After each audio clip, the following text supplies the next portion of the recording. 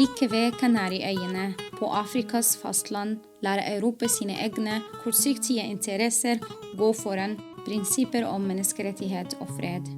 Velkommen til SANDFAST, vår podkast om Vest-Sahara, den siste kolonien på det afrikanske kontinent.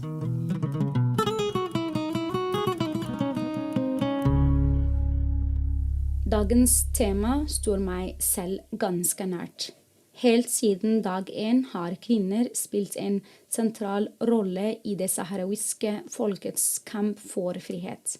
Tross sin rolle i motstandskampen, i livet, i eksil og i kampen mot menneskerettighetsbruddene, har veldig lite blitt skrevet om dette.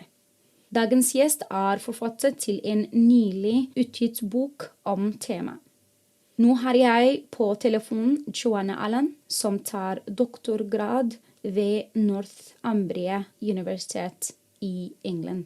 Hi, Joanna, and thank you for joining me today. Welcome.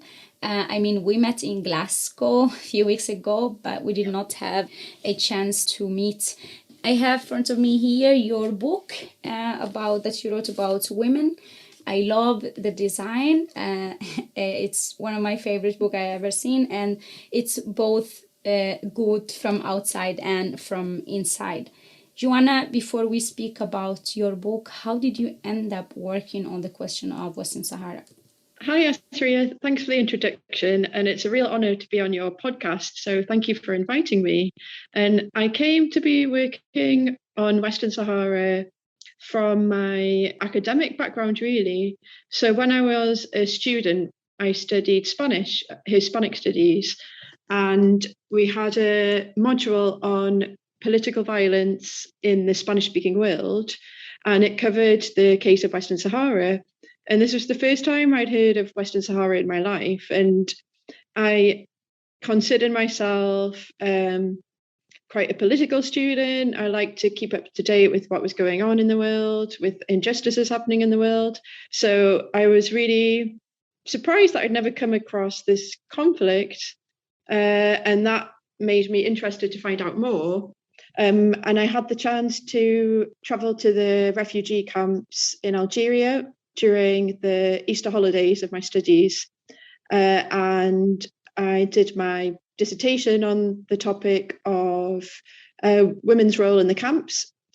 And when I was in the camps the first time, I wrote a blog about my experiences for a British NGO called War on Want, which focuses on the role of corporations in human rights abuses around the world.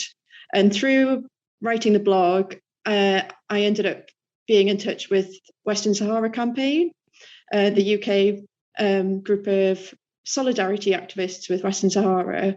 That would have been in about 2006, I believe. So really since then, I've been working on the issue of Western Sahara. Yeah, and why a book about women? And this question actually is in two parts. So the first one is why a topic, why a book about women?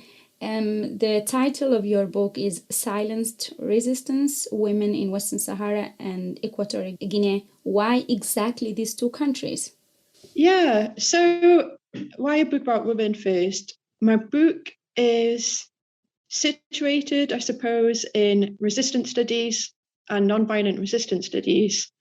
And often women are absent from historical studies on resistance movements, or if not entirely absent, there's less attention paid to them than men, which in itself seems unfair.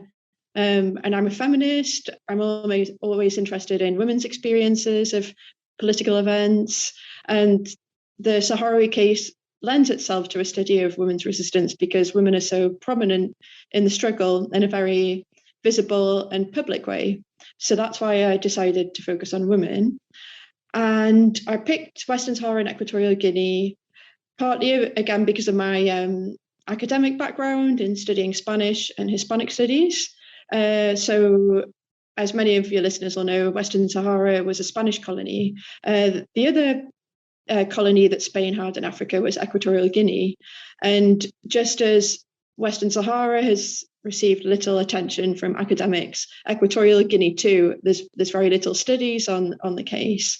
And when you look at Equatorial Guinean women's experiences, there's even less attention paid to that. So partly because of their similar experience of Spanish colonialism, but also because when you look at public resistance movements, so Sahrawi resistance to Spanish colonialism first, and then Sahrawi resistance to the Moroccan occupation afterwards.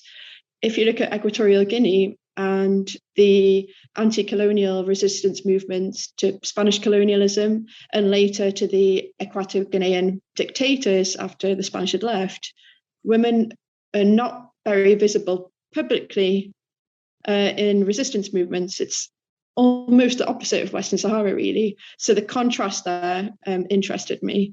And of course, when you look into it, Equatorial Guinean women have been and still are very active in resistance movements. It's just that their roles are less visible, less public. But this point of comparison, this contrast, made the two cases good ones to compare in the book. And it makes sense. And as you wrote in your book, or when I read, is even in other countries, for example, in Revolution, Algeria and other places, there is very little written about women. They tend to get very little attention in the history book. So speaking of history, let's go back in history. Something you talk about in your introduction in your book about the Spanish colonialism and indigenous women resistance. You dedicate part of the book to talk about the Spanish Falange Party women section. So how female colonialists attempted to impose a Falangist model of womanhood on Sahrawi women and girls. And I hope I'm pronouncing this correct. Yeah, so the Spanish Falange was the Spanish branch of fascism, I suppose. So when Spain was ruled by the dictator Francisco Franco, his fascist movement had its own women's section, which in Spain was supposed to inculcate Spanish women and the values of Spanish fascism. And they also exported this to the colonies, so both in Equatorial Guinea, or Spanish Guinea as it was, and in Spanish Sahara, as he said, there was this women's section, this fascist women's section, which aimed to influence Sahrawi women and Equatorial Guinean women and really turn them into models of Spanish fascist womanhood. So they had schools and training centres dedicated to this purpose. And what we see in Spanish Sahara, if we go and read the archives of this women's section, reading their letters and their documents and their class reports, you can read signs of resistance from Sahrawi women to this Spanish brand of fascism. So, for example, the women's section in Spanish Sahara offered training for Sahrawi women on things like how to iron their husband's clothes, how to get better at housework, how to cook typical Spanish dishes for your family's dinner, these sorts of subjects. And we see Sahrawi women going to these classes, but demanding a completely different educational offer. So they wanted classes in literacy, they wanted classes that would help them to get a job, and they wanted childcare. So they protested for what they wanted, and they had a lot of success, actually. And then later on, as we get nearer the emergence of the Polisario and Basidi's movement before that, we can also read in the archives of the women's section how the Spanish women were dismayed and surprised because Sahrawi women started to strike. They started to not turn up to class. They started to make pro-independence political demands. So you can see how Sahrawi women's resistance in this time was both feminist and nationalist and pro-independence.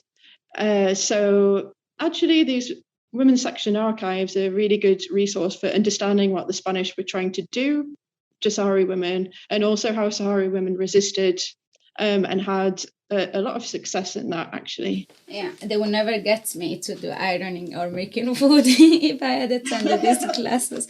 But just as you mentioned, Basiri movement, and that women actually had political opinions and they were pro-independent, pro-nationalist. Can you say a bit about that role? Because often it's, again, we are coming back to the same conclusion. There is not much written about the role that Sahrawi women played in the early years of the revolution. Well, for my book, I interviewed some Sahrawi women, mostly ones that are based in the camps nowadays, who had gone to women's sections classes, but they were also part of Basiri's movement and Polisario later. So they described cells, basically. So there were women's cells, there were men's cells, there were mixed cells, especially under the Polisario. So they commented that with what happened to Basiri and his colleagues, the resistance activists learned that they had to place much more importance on secrecy. So, for example, one of the women who I interviewed said that she was a member of a Polisario cell. They used to meet on a particular day and they'd always meet on the beach. But she wouldn't even tell her husband about being a member of the cell to protect her cell, but also to protect her husband in the case that she was caught, presumably. And she said that she could tell that her husband was also a member of another cell, but likewise, he never told her. So it was like an open secret that they had between them.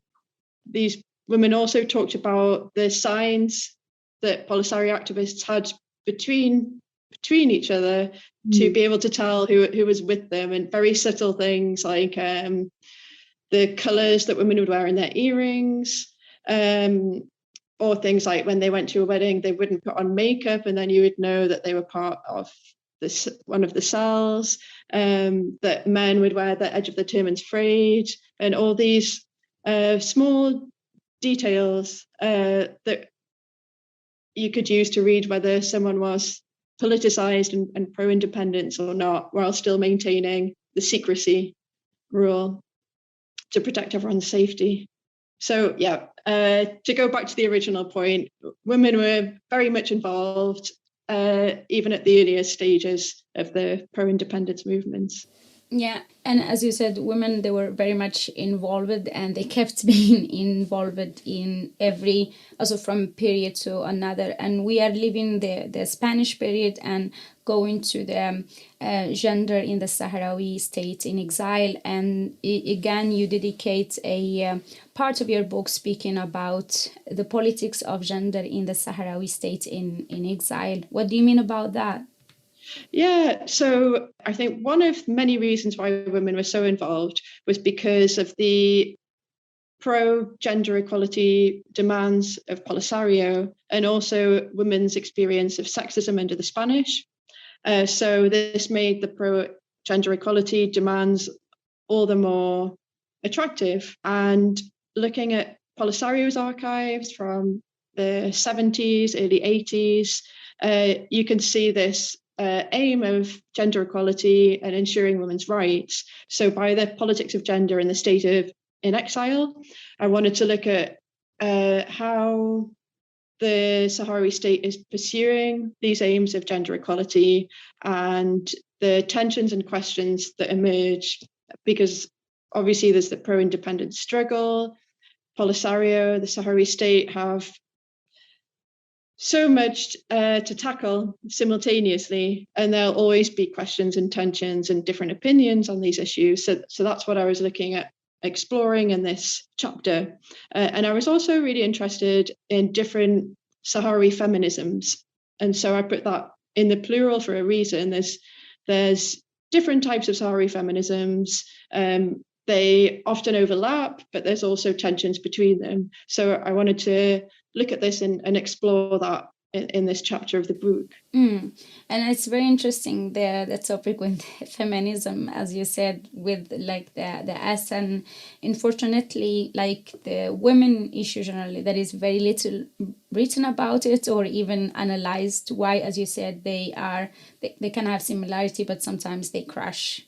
I learned so much from your book, Joanna, and I hope people really buy it.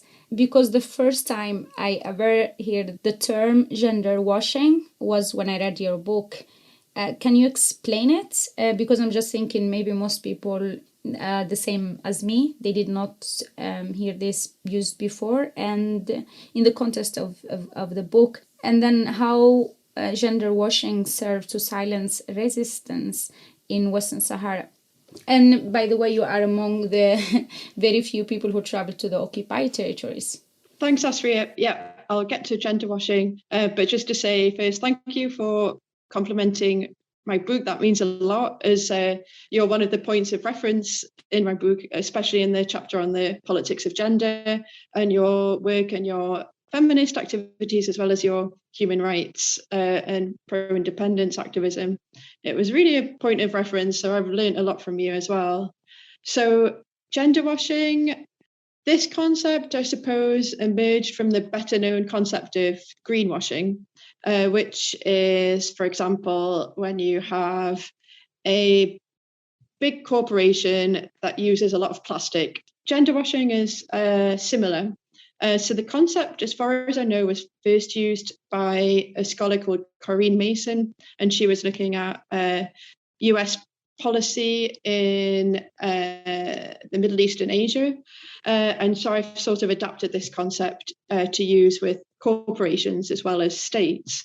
And the idea is that you can have states or corporations that promote themselves as feminist or as pro-gender equality. But when you look at their actions, they actually undermine women's rights or undermine gender equality.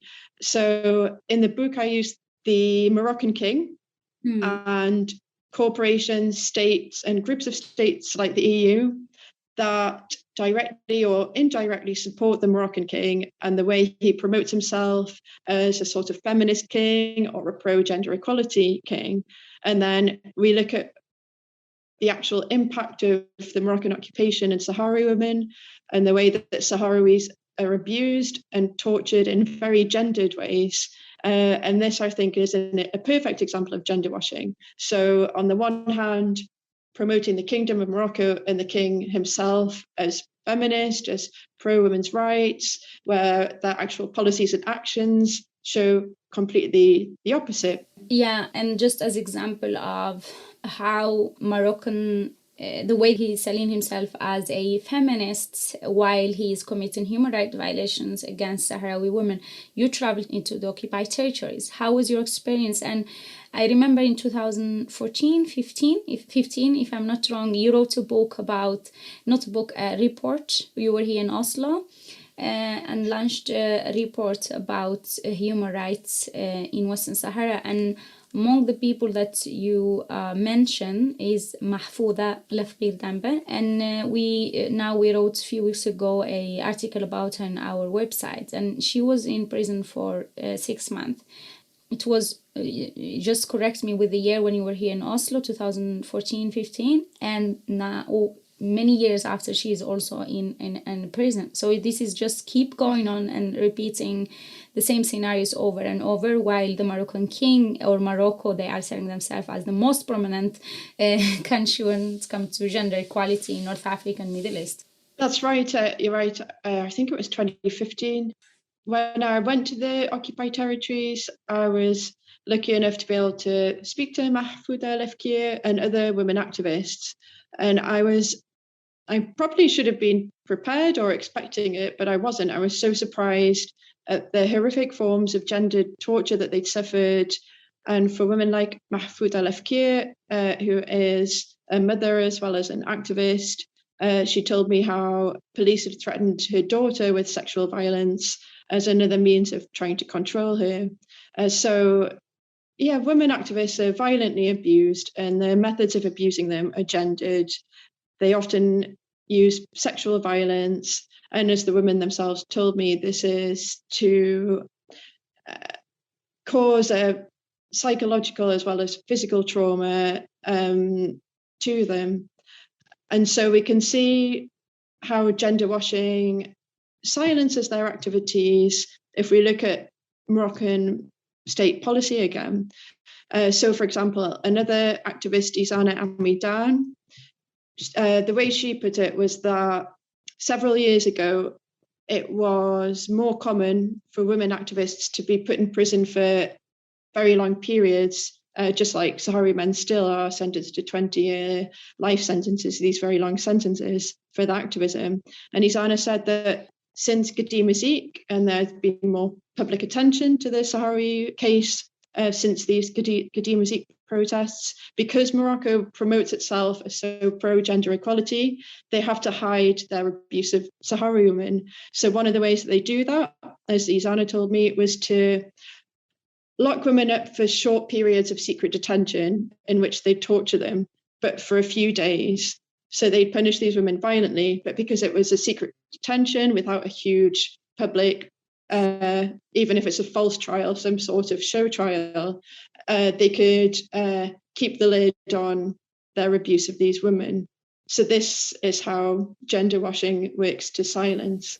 I really want to ask so many questions, but I think the time is up. And Joanna, could you just please say the title of your book so it's said very clearly, because I'm insecure about my English when I speak with English people, and where people can find it. I know it was at the beginning was in a price where you say was a bit high, but now it's available. Yeah. So it's time for promotion.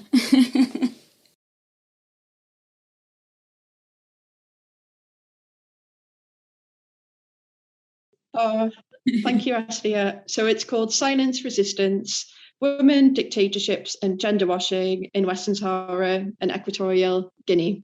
I think if you put it in Google, you can find it online and in lots of shops. And as you said, the first version, the hardback, was very expensive. This is one of the perils of academic publishing. It's ridiculous, really. But the paperback version is out now and it's more affordable, or perhaps people could order it for a library. I read the book, as I said, and I really recommend it. And not because I'm Sahrawi, I really learned so much about the different discourse of, women. For example, what you talk about the fascist Franco trying to impose on Sahrawi women, how women sometimes are portrayed in a way that they don't want. For example, when Aminatou Haidar had hunger strike, she's a human rights defender, she's protesting, she has beaten up, but the media was always portraying her as a mother, if you remember, you wrote that in your book. And again, learning that this with the gender washing, about that how little women get attention when it's come in books or academic or writing about history. So I really recommend the book. Joanna, thank you so much for joining me today, and I really feel we should have a longer conversation. So maybe in the future we will do another one. Oh, thank you so much, Aslia, and it's a real honor for me that you like my book. So thank you for that too, and it's a delight to chat with you. Hvis du vil lære mer om konflikten, gå til vest-sahara.no.